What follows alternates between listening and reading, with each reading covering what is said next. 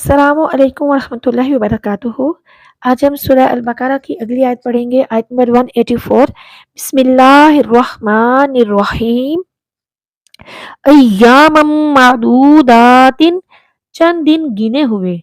फमा काना, फिर जो कोई हो, मिनकुम मरीदन, तुम में से बीमार, औ अला सफरिन, या किसी सफर पर, फ़इद्दतुन, तो तादाद पूरी करना है, मिन अय्यामिन उखरा, दिनों से दूसरे, व अलल्लज़ीना, और उन लोगों पर जो युतीकूनहु, वो ताकत रखते हैं उसकी, फिदयतुन, फिदिया, तो आमु, खाना, मिस्कीनिन, एक मिस्कीन का, फमा ततव्वा, फिर जो कोई खुशी से करे, खैरन, कोई नेकी, फहुवा खैरुल लहू, तो वो बेहतर है उसके लिए, व आतसूमू, और ये कि तुम रोजा रखो, खैरुल लकुम, बेहतर है तुम्हारे लिए, इन कुंतुम तालमून, अगर हो तुम जानते।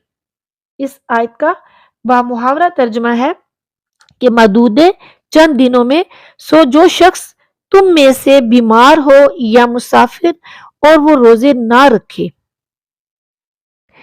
तो दूसरे दिनों में अदद पूरा करना लाजिम है।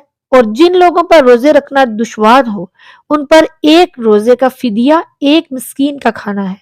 फिर जो खुशी से फिदिये की मिकदार बढ़ा कर ज्यादा नेकी करे, तो ये उसके लिए ज्यादा बेहतर है। और अगर तुम्हें इल्म हो, तो रोजा रखना तुम्हारे लिए ज्यादा बेहतर है। देखिए कि पिछली आयत से रोजे का जो जिक्र है वो शुरू हुआ। पिछली आयत में रोज़ों का इजमाली हुक्म दिया गया और अब उसकी मुद्दत और कुछ दीगर अहकामात जो हैं उनकी तफसील फरमाई जा रही है इस आयत में।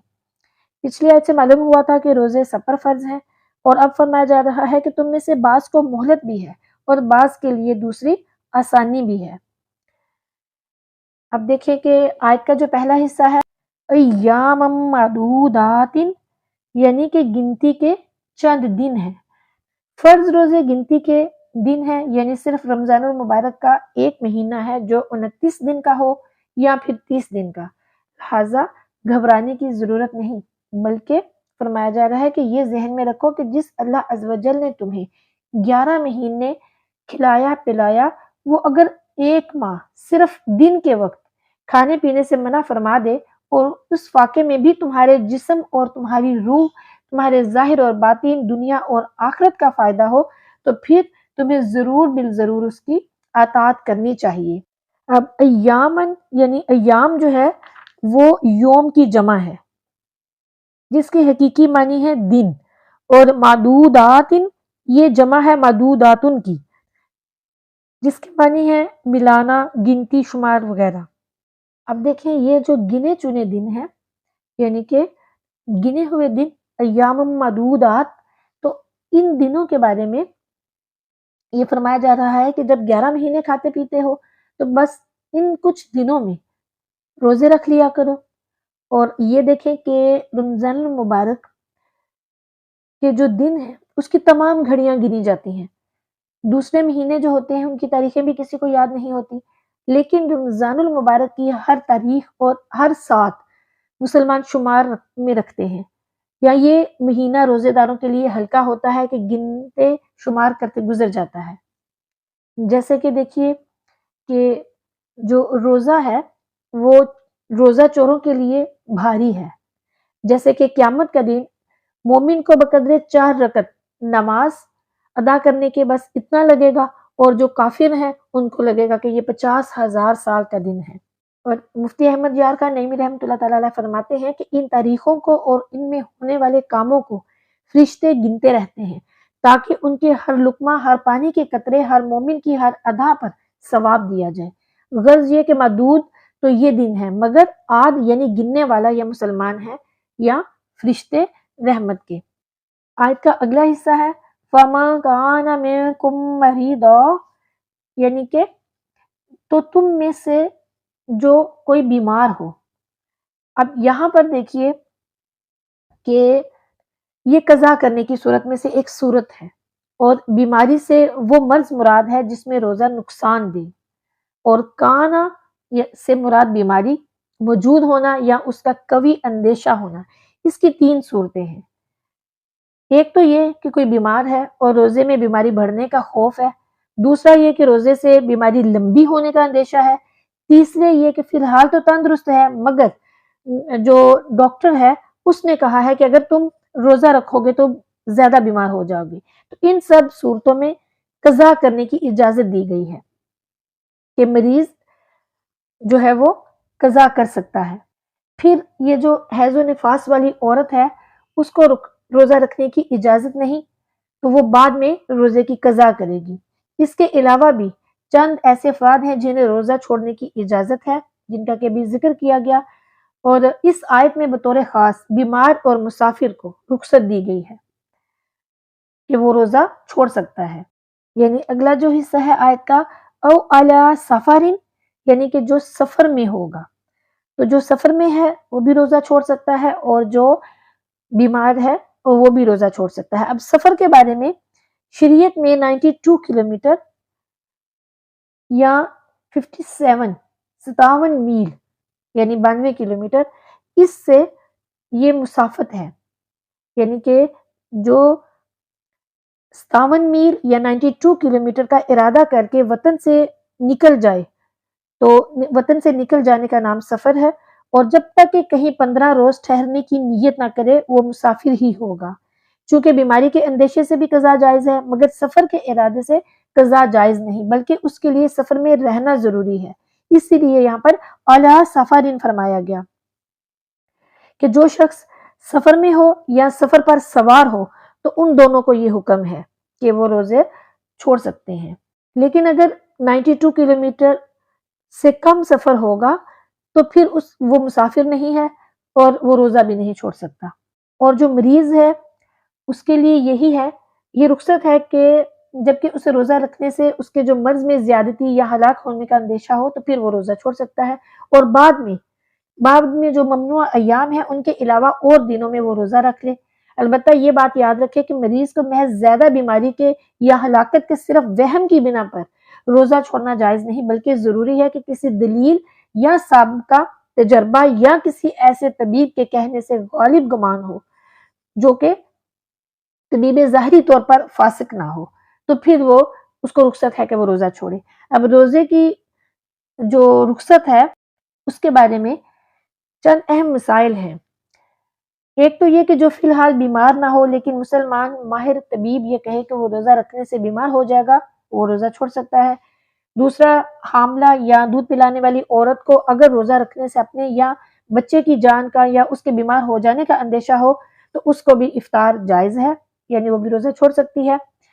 اور تیسرا یہ کہ جس مسافر نے طلوع فجر سے قبل سفر شروع کیا تو اس کو تو روزہ چھوڑنے کی اجازت ہے، لیکن جس نے طلوع فجر کے بعد سفر کیا اس کو اس دن کا روزہ چھوڑنے کی اجازت نہیں ہے۔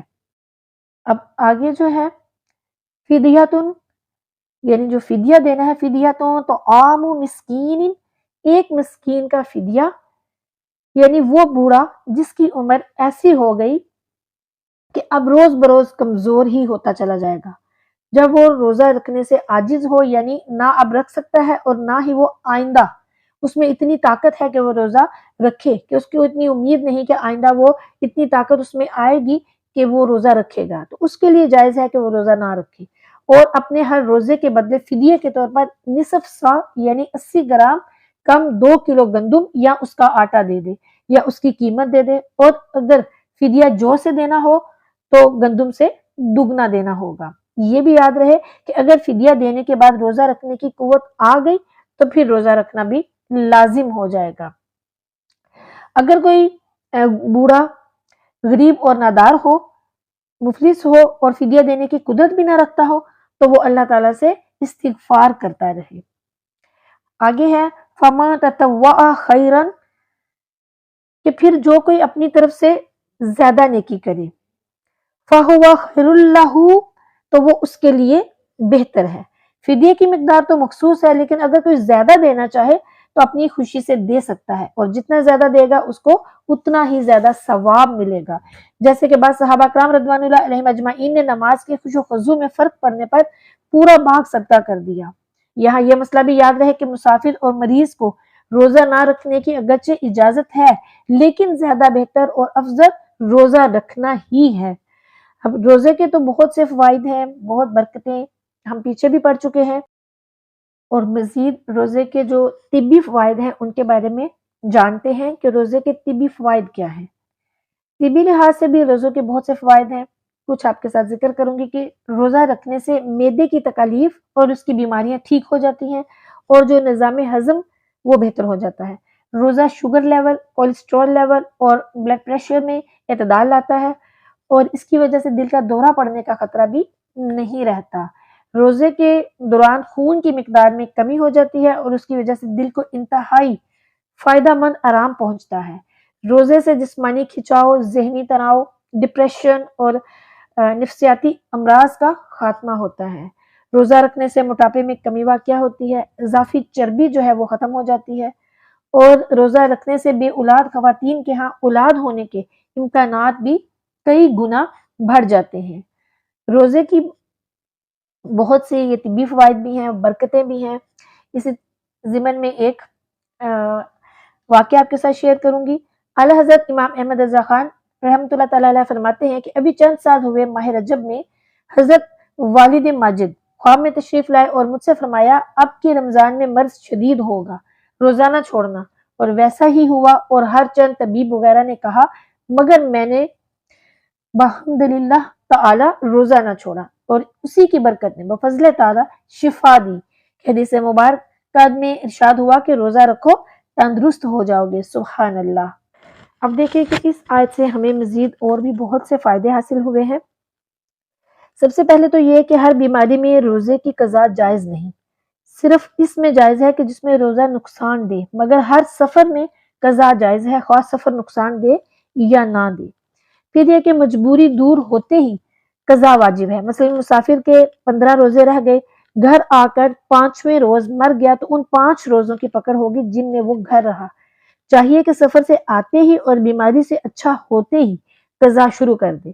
سفر میں روزہ رکھنا بہتر، نہ رکھنا جائز ہے، مگر مسافر پر نماز کا قصر واجب ہے، کیونکہ حدیث مبارکہ میں ہے کہ یہ نماز کی کمی اللہ کا صدقہ ہے، یعنی کہ جو نماز قصر ادا کرتے ہیں، 4 فرض کو 2 فرض کر کے پڑھنا، یہ قصر نماز اس کو کہتے ہیں، یعنی نماز میں کمی کرنا۔ اب خیال رکھیے کہ مسافر کے روزے اور نماز میں 2 طرح فرق ہے۔ ایک یہ کہ اسے روزے قضا کر دینا جائز ہے، واجب نہیں، مگر نماز کا قصر اس پر فرض ہے۔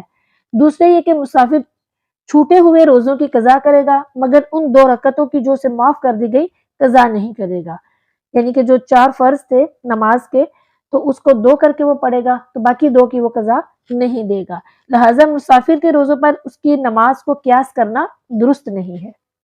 پھر اس آیت سے یہ معلوم ہوا کہ بدنی عبادت کا فدیہ مال بن سکتا ہے۔ دیکھیں کہ روزہ بدنی عبادت ہے، مگر اس کے فدیے میں مسکین کو کھانا کھلا دینا درست ہے۔ لہٰذا مردے کے ذمہ، یعنی کہ جو دنیا سے جا چکا ہے، اس کے ذمہ اگر نمازیں رہ گئی ہوں، یعنی کوئی فوت ہو گیا اور اس کی نمازیں قضا جو ہیں وہ رہ گئی ہوں، تو ان کا فدیہ دے دینا درست ہے۔